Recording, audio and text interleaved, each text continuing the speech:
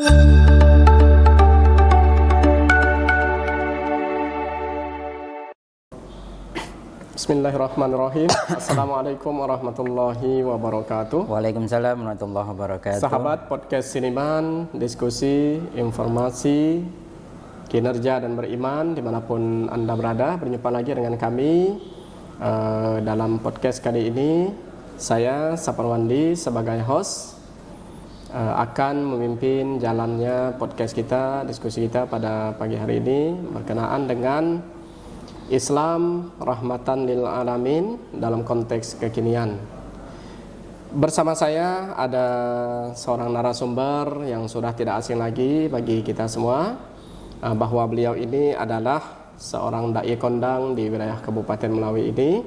Beliau juga merupakan penggiat zakat wakaf di kantor Kementerian Agama Kabupaten Melawi, juga sebagai ketua DMI Kecamatan Nangapino, juga merupakan penyuluh agama aktif sampai sekarang, yang membidangi banyak kegiatan, juga banyak organisasi. Salah satunya adalah bergerak di bidang Lajisnu ya.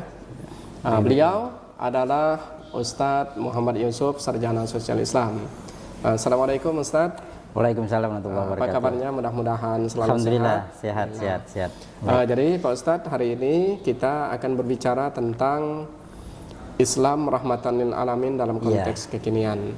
Mudah-mudahan Pak Ustadz bisa menyampaikan apa itu Islam rahmatan lil alamin, kemudian dalam konteks kekinian itu seperti apa. Baik, sahabat podcast Seniman, langsung saja kita akan mendengarkan sedikit paparan dari narasumber kita kali ini. Kepada beliau dengan hormat disilakan. Assalamualaikum warahmatullahi wabarakatuh. Waalaikumsalam Ustadz Saparwandi sebagai host yang saya hormati, dan sahabat Siniman dimanapun Anda berada. Ya, kita santai-santai saja. Tadi disampaikan bahwa Islam rahmatan lil alamin dalam konteks kekinian. Ini sangat menarik sekali nih Ustadz. Sangat menarik sekali bahwasannya kita diminta untuk kembali bercermin. Pertama, kita harus tahu dulu nih, model hidup kita ini dengan siapa, atau kita berkaca dengan siapa, yang menjadi rujukan hidup kita ini siapa, figurnya siapa. Tentu ini sangat perlu. Kadang kita lalai, lupa nih, bahwasanya diingatkan bahwa model dalam hidup kita ini adalah baginda Rasulullah Muhammad SAW, yang dijadikan contoh teladan di dalam kehidupan. Dan diingatkan, kita berbicara tentang rahmatan lil alamin, bahwasannya dalam surah Al-Anbiya ayat 107, wa ma arsalnaka illa rahmatan lil alamin. Maka Rasulullah Muhammad SAW itu adalah pembawa rahmat bagi seluruh alam.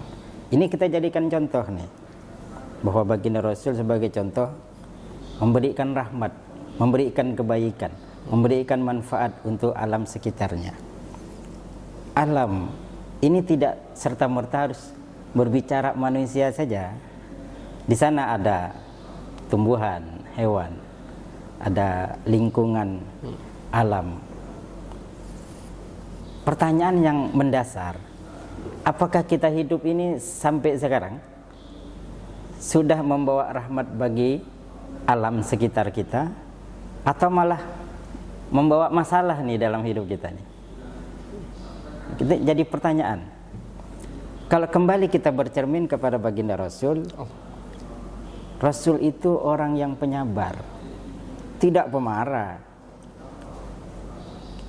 Sebagai contoh gitu ya, ketika baginda Rasul ada di Taif sedang berdakwah,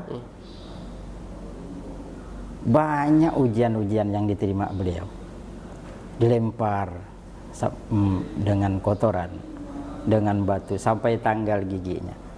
Bahkan yang tidak terima bukan baginda Rasul, langsung malaikat Jibril itu. Langsung malaikat Jibril, sehingga ketika malaikat Jibril menawarkan, ya Rasul, biar kami yang akan melempar itu umat dengan gunung. Apa jawab baginda Rasul? Baginda Rasul menjawab, jangan, mereka belum tahu. Sekalipun mereka belum tahu ya Rasul, apakah mereka akan mengikutimu? Kan belum tentu. Dijawab lagi oleh baginda Rasul, walaupun mereka tidak mengikuti kita sekarang, barangkali anak cucu kita, anak cucu mereka yang mengikutinya. Ini kan enak gitu ya. Beda dengan kita ya sekarang. Yeah. Kita baru disenggol sedikit saya sudah marah kayak gimana kan. Nah, apalagi sampai punya ya status jabatan naik, punya jabatan tinggi, seolah-olah ya kita yang paling gitu ya. Yeah. Ini sangat disayangkan.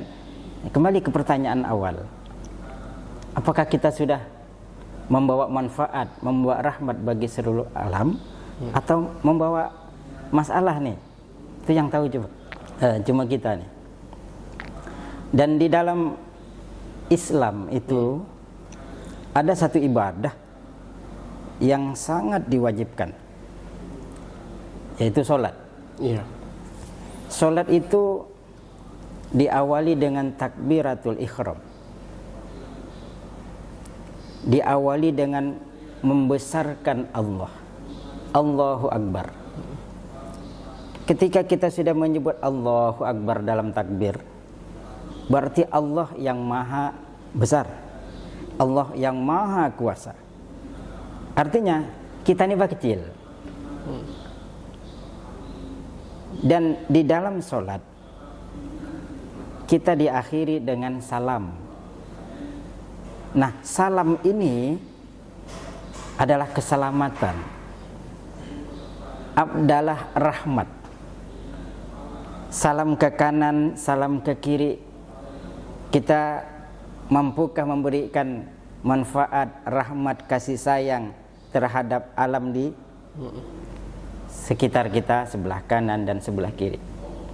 Dengan kata yang lain, baginda Rasul juga mengingatkan, khairun nas anfa'uhum linnas.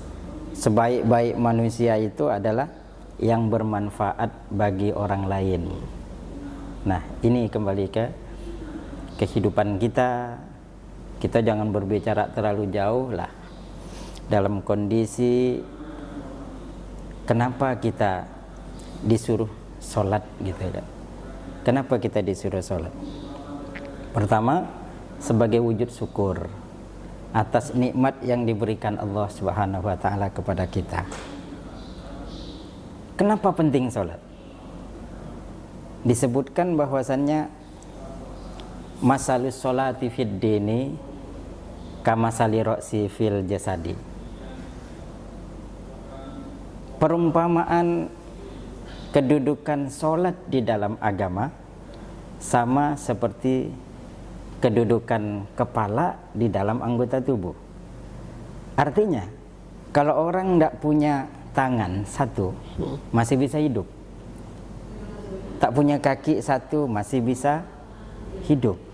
Tapi kalau orang udah tidak punya kepala, bisa dibayangkan, udah tidak hidup lagi. Sama seperti sholat. Ngaku Islam tapi kalau tidak sholat, ya imannya tidak hidup. Ya. Nah, kembali bahwasannya kita harus memberi rahmat kepada seluruh alam ini. Bagaimana sikap kita di dalam kehidupan dan di dalam konteks kekinian, ada hal-hal yang perlu memang kita jaga dalam bersikap. Kalau membawa rahmat bagi seluruh alam ini dari ujung rambut sampai ujung kaki, lisan kita bawa manfaat atau tidak. Kalau sekarang jarang pakai lisan, pakai HP, pakai gadget, jempol yang dipakai itu sama dengan lisan. Membawa manfaat enggak jempol kita? Karenanya kita harus bijak dalam bermedia sosial nih, Ustaz. Ya, barangkali itu Ustadz. Ya, baik, sangat menarik ya Ustadz ya. Jadi pemirsa podcast Seniman, jadi tadi sekelumit barangkali itu secara umum ya Ustadz ya, tentang Islam rahmatan lil alamin dalam konteks kekinian. Nah, pertanyaannya begini Ustadz, bagaimana kita mengaplikasikan Islam rahmatan lil alamin itu dalam dunia kerja kita Ustadz? Baik. Terhadap bawahan kita atau terhadap atasan dan sebagainya Ustadz.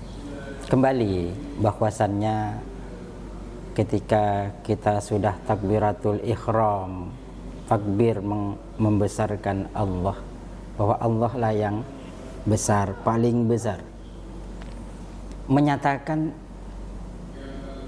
kita ini tidak punya apa-apa, tidak ada apa-apa yang perlu kita sombongkan, kan begitu. Karenanya dengan kawan, dengan teman, kita bersikap juga yang baik. Lisan kita jaga. Artinya kita ini bisa enggak membawa kebaikan-kebaikan dalam hidup. Karena apalagi di dunia kerja banyak hal yang harus kita perhatikan. Kadang kita lebih dari orang, kadang kita juga punya kekurangan. Sama saja lah ketika berbicara di dunia kerja, di dalam rumah tangga, sama saja. Sama saja, artinya bermanfaat enggak kita?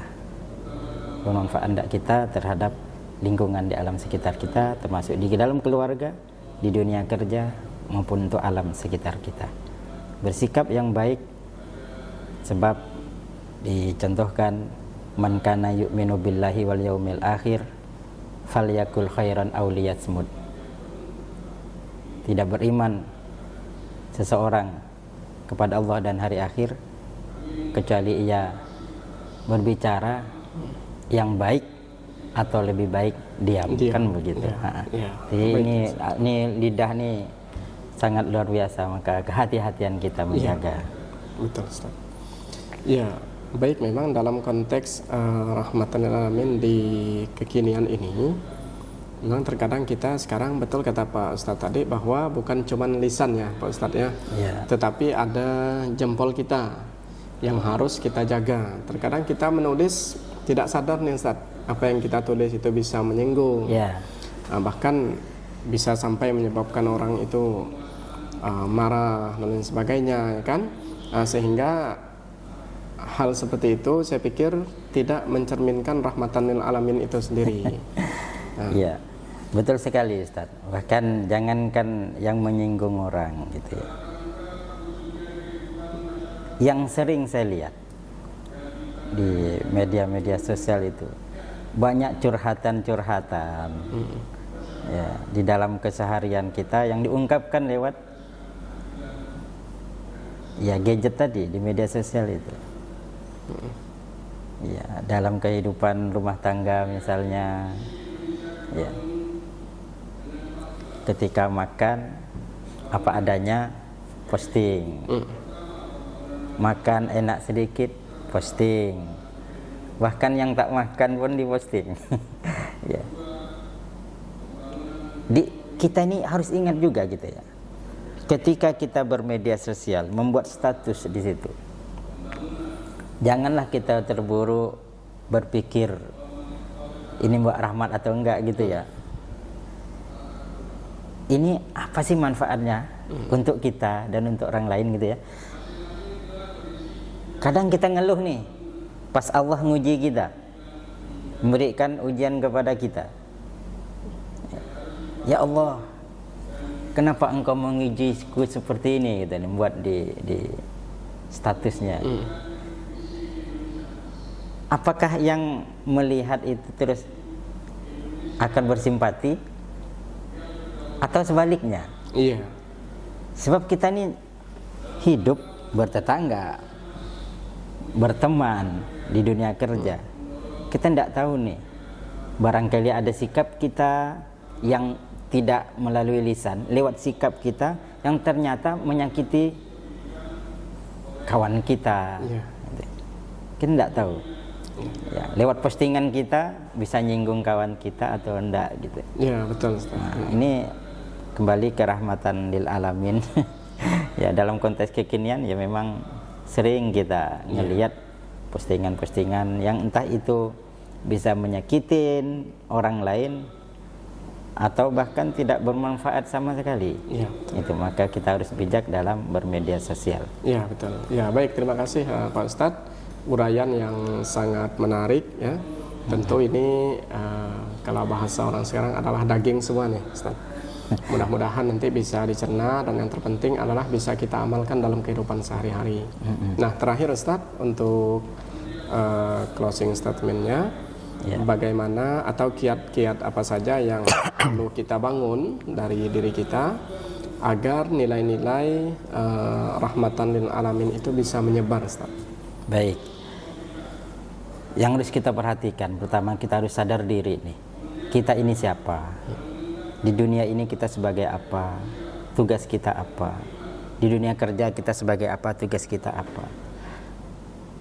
Kita koreksi diri dulu. Ya. Jangan keburu menilai orang, tapi nilai diri dulu. Dalam bahasa agamanya muhasabah dulu lah. Muhasabah diri. Sehingga kita nantinya bisa mengaplikasikan di dalam kehidupan kita ini hal-hal yang baik, bermanfaat atau tidak dalam kehidupan keseharian kita. Dan terakhir saya sampaikan, jangan risaukan apa yang tidak engkau miliki, tapi risaukanlah nikmat Allah yang tidak engkau syukuri. Nah, ini sangat mendasar sekali. Kadang kita lalai, tidak bersyukur atas nikmat yang diberikan Allah. Berbuatlah kebaikan semampu kita. Dan jangan pernah membanding-bandingkan seseorang. Karena tiap orang punya kelebihan dan juga punya kekurangan. Demikian Ustadz. Ya, baik pemirsa, sahabat podcast Siniman dimanapun Anda berada, pertemuan kita kali ini sudah cukup banyak membahas tentang Islam rahmatan lil alamin dalam konteks kekinian. Tentu tadi para pemirsa juga banyak menyimak tentang kiat-kiat bagaimana membangun pribadi menjadi pribadi yang rahmatan lil alamin. Salah satunya adalah dengan bermuhasabah diri.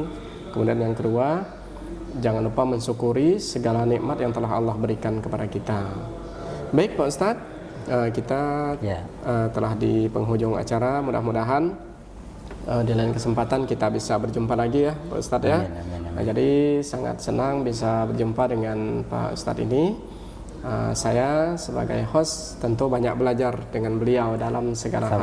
Sama-sama karena belajar. beliau ini adalah bagian dari salah satu penyuluh yang pernah mendapat predikat juara 1 penyuluh teladan tingkat provinsi untuk menuju ke tingkat nasional ya Ustadz ya. Baik para pemirsa podcast Siniman dimanapun Anda berada, mudah-mudahan sekali lagi podcast kita kali ini membawa manfaat bagi kita. Dan tentunya ini adalah sebagai sarana untuk menjadikan atau kita mendapatkan nilai-nilai yang rahmatan lil alamin. Amin, amin. Baik, terima kasih. Saya selaku host mengucapkan permohonan maaf yang sebesar-besarnya. Terima kasih atas segala perhatian. Usikum wa nafsi bitaqwallah. Wassalamualaikum warahmatullahi wabarakatuh. Waalaikumsalam warahmatullahi wabarakatuh. Ya, Ustaz. Terima kasih Ustaz.